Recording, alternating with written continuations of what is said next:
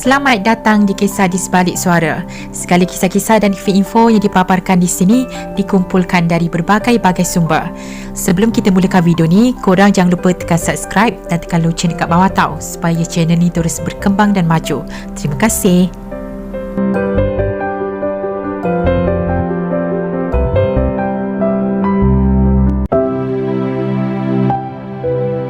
Bayi Abi Abadi yang lahir pada 27 September lalu sudah diberikan nama Muhammad Daniel Firman Faizal. Begitulah perkongsian yang dibuat naik oleh suami Abi, Faizal, di laman Instagramnya. Hari ke-7, baby D dah ada nama.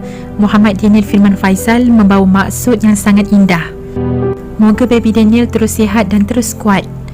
Abah tidak pernah jemu mendoakan agar baby Daniel terus sihat dan dipanjangkan umur.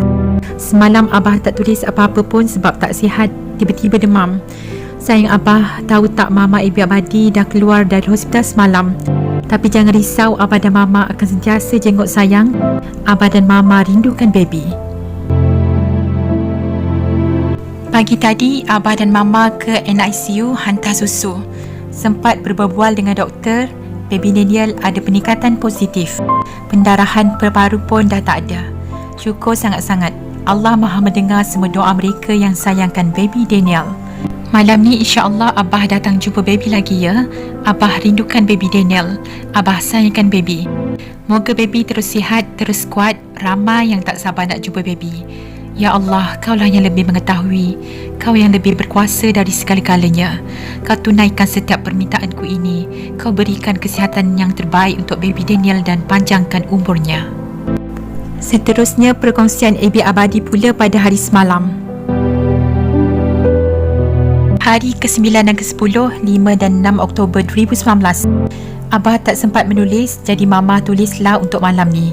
Dan masuk 7 hari bulan, hari ke-11 dah sebenarnya umur baby Daniel. Hebat dan kuat anak Mama Abah. Siang tadi dapat call dari NICU. HBSB kata perlukan darah Mama untuk masukkan dalam badan baby Daniel. Lepas tu bila bagi tahu kami di Lumut, kami dah maklum dah pihak NICU sebelum pergi hari tu dan tahu stok darah Mama ada lagi. Diorang call semula bagi tahu tak apa, memang stok tak ada lagi. Boleh datang Isnin pagi. Petang tadi hospital call lagi bagi tahu ada doktor nak jumpa, nak cakap pasal baby Daniel. Doktor ramai bertukar ganti. Masa tu Mama Abah dah sampai Tapah. Berdebar-debar rasa bila kata doktor nak jumpa tu. Rasa nak terus terbang supaya cepat sampai sebab dah terfikir macam-macam dah.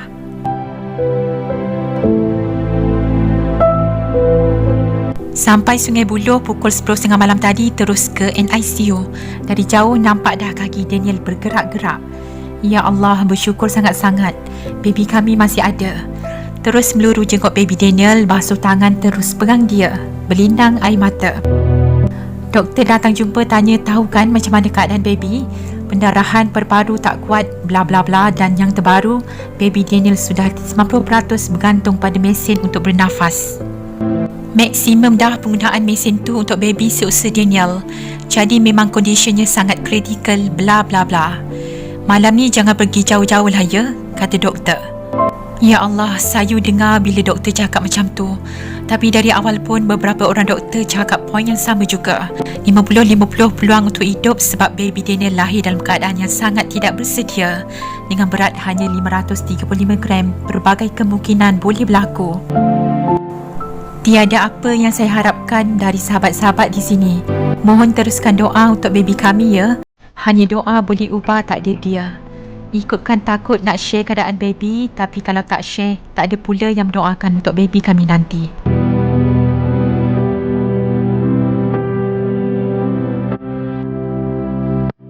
Perkongsian Abi menerima banyak komen dan kata-kata semangat dari rakan-rakan artis serta peminat.